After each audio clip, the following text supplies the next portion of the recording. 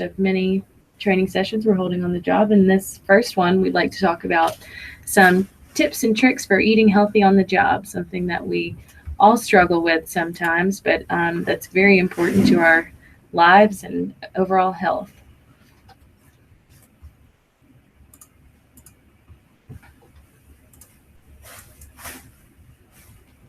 So, first, we're going to talk about the most important meal of the day, which is breakfast. The biggest and most important thing, if you take one thing out of today, is don't skip breakfast. It's very important to start your day with enough energy to make it through. We want to make sure that you have an energy rich start to your day, which typically includes proteins, maybe some fruit, but definitely, the most protein that you're going to have in the day. And secondary, the biggest cause for not eating breakfast for most of us, including myself, is, maybe you don't have enough time before work.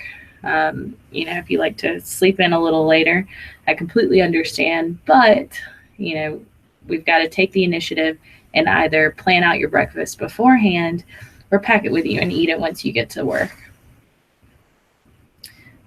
Fourth and finally, which is one of the most difficult for a lot of people, is to reduce coffee intake. Coffee, what? Yeah, coffee and caffeine helps. It minimizes your hydration levels, and it's very important to stay hydrated throughout the day. So the less coffee you drink, the more hydrated you'll become or stay. Second being lunch. A healthy lunch helps boost your concentration and productivity. Again, it's important to try and plan out your lunch beforehand so you keep those nutrients. You're not stepping out to go get some fast food or something like that. It's also important to stay active during lunch. So, to make the point to leave your desk to eat lunch, maybe take a 10 to 15 minute break to walk around the block or move around a little bit will help keep your metabolism going. And then take the time to plan your lunch before work. Again, just the same as breakfast, but even taking 5 to 10 minutes to plan your lunch can make all the difference in the world. A healthy lunch keeps you going, gets you over the hump, and keeps you active and concentrated. The CDC says that 69% of adults in America are overweight, and more than 1/3 of U.S. adults are obese. Slowly, steadily, and silently, our eating habits may be putting us at risk for serious illnesses. A big culprit? Unhealthy lunches. The problem that most of us face is time. It's too tempting to grab takeout or buy packaged processed food from the vending machine. Our bodies and our families deserve better. Eating right is easier than you think with small changes to your daily routine. Take 5 minutes to pack yourself a low-calorie, high-nutrition lunch that will be easy to grab as you're running out the door. It may not always be simple, but planning your meals weekly and creating a shopping schedule can give your health a huge boost. How about a chicken, turkey, or tuna wrap with lettuce instead of bread and yogurt instead of mayo? If it's veggies you're craving, you could make something like a Greek pita salad. For the kids, try a new twist on an old staple by replacing peanut butter with low-fat almond butter. Small decisions like these will boost your energy for the rest of the day and help you live longer. Health is the biggest gift you can give yourself and your family. Why wait? Start lunching healthy today. Makes all the difference in the world. All right, so now we're going to move on to snacks, which are also important to get you through the day. But it's important to remember snacks should typically be less than 200 calories, usually between 100 and 200 calories, and limit yourself to no more than 2 per day. There's a lot of different people that like different food and eating schedules, but if you try and limit snacks to between breakfast and lunch, and then one between lunch and dinner, you'll keep your calorie intake, but still create enough energy to get you through. One thing that we wanted to point out is, the benefits of green tea, which recently has sparked a lot of interest, but the studies have shown that it really has significant health benefits. The first of which, green tea helps you burn calories. Drinking 2 to 3 cups of green tea per day can help burn as much as 100 calories. Reading through, it improves your brain function. So it might not have as much caffeine as coffee, but we all want to keep our brains functioning properly. And then, the antioxidants are very important in green tea. It may lower your risk of cancer. It's shown significant reduction in colon cancer in men, and then breast cancer in women. So that's obviously an incredible health benefit. And then finally, it's good for your teeth. So, we all want to keep our teeth healthy, but green tea itself may inhibit the growth of bacteria, which, again, is incredible. Gabby has a challenge for you. Try to challenge yourself from each day, and instead of doing 1 cup of coffee, substitute it for 1 cup of green tea. Mm-hmm. One step at a time. Just some more benefits to green tea. So Alzheimer's and Parkinson's, which obviously may not be a huge risk to you or yourself at the moment, but long term can have obviously major day-to-day life inhibition. So green tea is said to delay the deterioration caused by Alzheimer's and Parkinson's. It helps manage diabetes, which if you have or know anyone that's had diabetes, is a significant thing. And then subsequently your cholesterol. And if you don't have cholesterol issues now, you probably will in the future. So green tea reduces bad cholesterol. And, something that was also really cool, it does help reduce, death, which seems like a broad statement, but death from all causes, people who drank green tea are shown to have, women 23% and men 12% lower death rates, which is incredible. I'm sure there was a lot more science behind it, but hey, can't complain about that. Our second item that we wanted to talk about today is apple cider vinegar, which is another thing that you might not think about on a day-to-day basis, but apple cider vinegar, I guess I'll say organic raw apple cider vinegar, has shown to have significant health benefits. And on the screen, you can see some uses for apple cider vinegar, including obviously weight loss. Recently, it's had a lot of interest in the dietary weight loss industry, but it also helps with your allergies, sinus infections, headaches, sore throats, flu, acne. You can kind of read through it. Yeast infection, fungus, sunburns, gout, teeth whitener again. Again, the benefits are incredible. But it's important to note that, of all the, obviously all of us have used apple cider vinegar in some respect or another, but the health benefits come from using organic apple cider vinegar. And what you can see on the screen is what they call the mother, which is what differentiates organic apple cider vinegar from normal apple cider vinegar. The mother is that slimy stuff you can see that usually settles to the bottom of the jar, and it is essentially a very acidic strain of bacteria. So, it's that substance, the cellulose substance that, has all the health benefits. And again, they call it the mother, they have for years back to, Grecian times. But if you are trying to gain the benefits, make sure that you, that your apple cider vinegar has that in it.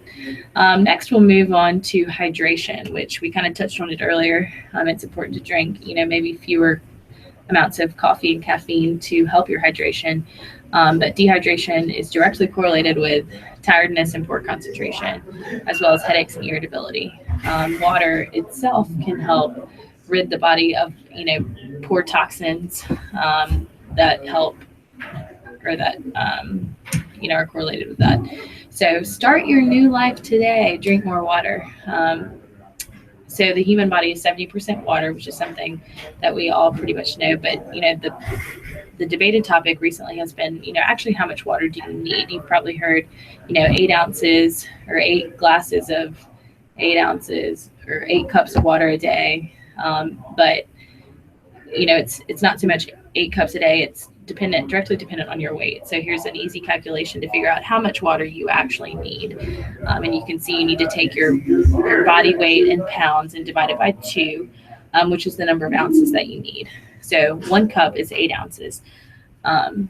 So keep that in mind. And then again, the benefits of drinking water: exercise, weight loss, kidney function, aids digestion, headaches, hydrate your eyes, which we don't always think about, but is so important. Regulate temperature, healthier skin, and then, most importantly, you have more energy. So what can you do today to actually take initiative and to help improve your health? The first of which, think about your medical history. So have you been to the doctor recently or the dentist? Before you can really take action, you need to take care of yourself. And that starts with making sure you're up to date on your doctor visits and dental visits. Next being your BMI, and we'll talk about that in a little bit, but your body mass index, just to stay healthy. Third being assess your activity. How active are you actually, and how does that compare? There are a bunch of statistics. Less than 5% of adults participate in 30 minutes of physical activity each day, which is incredibly low. And 30 minutes of activity could be, walking around the block. It could be jogging. It could be bike riding. It could be, doing an aerobics class or something. But it's important to assess your activity. Next is a challenge to keep a food diary. Maybe it's not necessarily calorie counting, but you'd be surprised if you take the time, one day, maybe a week, just to write down actually everything that you eat each day. Fifth being to check your mood and energy. A lot of us don't take the time to actually think about our mood and our energy levels, but you'd be surprised again if you're keeping a food diary or just a planner in general. Kind of take note. How tired are you at the end of the day, and what's your energy levels? And then if you correlate that with your food diary and how much water you're drinking, and how much sleep you're getting, again, you'd be surprised how big of a difference it can make. Next, that is, just as important as the rest, but consider your social network. Do you have friends that you're talking to on a daily basis? Maybe not best friends, but, are you connecting with people and, wherever you may be living? And then finally, put out fires. So, a lot of us might have, bad behavior, maybe smoking or, overeating or something of that sort, or maybe you have, something on your skin that you need to go get checked out at the doctor. But it's important to start with those big things that need to change. So put out fires. So we touched on your BMI a little bit before, but this is just a chart to show kind of how to calculate your BMI. And there's a lot of information about these on the internet. This schematic shows how to calculate your BMI. And most of us use pounds, so you can take your weight in pounds and multiply it by 703, and then divide it by your height in inches times your height in inches, or your height in inches squared. And then whatever that number is, you can figure out, if you are underweight, normal weight, overweight, obese, or extremely obese, just to give you a starting point. And then finally, one thing, again, all of us have a lot going on a day-to-day basis. So there's an app that I find extremely helpful with keeping track of everything, and it's called MyFitnessPal. And here's a short video on some of the benefits. It's a free app is a that you free can get. calorie counting and weight management program that makes it fast and easy to track your calories and lose weight. Anyone can lose weight if they have the right tools and the right support system. Medical studies show that keeping a food journal doubles your weight loss, but most people believe they don't have the time to keep track of their food and exercise. MyFitnessPal has solved that problem. On your computer or on your favorite mobile device, MyFitnessPal makes tracking your food and exercise incredibly fast and easy. The more you use MyFitnessPal, the faster it is to record your food. because we remember the foods you eat and make it incredibly easy to never miss logging a meal. We'll use our iPhone app to show you how fast and easy the program is. MyFitnessPal looks a little different on the web and other smartphones, but the tools all work the same way. Let's say you're logging your lunch and that you've been using MyFitnessPal for a few days. From the first time you use MyFitnessPal, we remember the foods you add to your diary. So it takes no time at all to add the same foods again later. Your favorite foods are right there waiting for you. And foods you haven't logged are just a few keystrokes away. Most regular users of MyFitnessPal can log a meal in less than a minute. Here's how you might log a lunch of an egg salad sandwich from Starbucks, an apple, a glass of milk, and a packet of cookies. On the diary page, tap Add, then select Lunch. Let's start by searching our database for the egg salad sandwich. The database is full of brand names, so you can find exactly what you're looking for. To search, just tap the... So that just touches on a lot of the benefits of MyFitnessPal. You know, one of the things that I like about it is that, you know, no matter where you are, no matter what you're doing, their food basis, I guess, you know, the access to foods that have already been logged is extensive. So no matter, you know, maybe some obscure restaurant somewhere, but MyFitnessPal is likely to have, you know, the food. So anyways, it makes logging your breakfast, lunch, and dinner and snacks and even your water incredibly easy. And it'll tell you, you know, the nutritional components as well. So anyways, The owner's hard. really makes it really easy. So thank you all for listening today. That's just kind of some short tips and tricks that, you know, we're practicing here on how to stay healthy. But, you know, I guess I'll end with, you know, healthy eating is not something that happens overnight. It is a challenge. And the easiest way is to get engaged with your coworkers, with your friends, you know, make it a fun thing and a challenge. So anyways, thank you all for listening. If you have any questions, obviously comment on the video.